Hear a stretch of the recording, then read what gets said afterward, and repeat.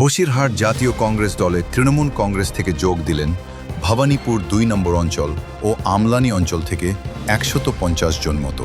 এদের মধ্যে অনেকেই পঞ্চায়েত প্রতিনিধিও ছিল। উপস্থিত ছিলেন অমিত মজুমদার ও সালাউদ্দিন ঘোরামি জেলা নেতৃত্ব, আরও অনেকে। বর্তমান নেতৃত্বের উপরে ক্ষুব্ধ হয়ে 150 জন মতন জয়েন করলেন। আজকে আগামী দিনে ভবানীপুরে মিটিং করে আরও সবাইকে জয়েন করানো হবে। আজকের নেতৃস্থানীয়রা জয়েন করলেন। আমাদের জিয়ারুল হক অ্যাডভোকেট তার নেতৃত্বে আমরা আজকে 150 জনকে এখানে প্রাতিষ্ঠানিকভাবে বা আনুষ্ঠানিকভাবে এখানে জয়েন করালাম ইন্দিরাভবনে, জাতীয় কংগ্রেসের কার্যালয়ে। তৃণমূলের নেতৃত্বের উপরে বিক্ষুব্ধ হয়ে তারা জাতীয় কংগ্রেসের আদর্শে অনুপ্রাণিত হয়ে তারা আজকে জাতীয় কংগ্রেসের যোগ দিলেন।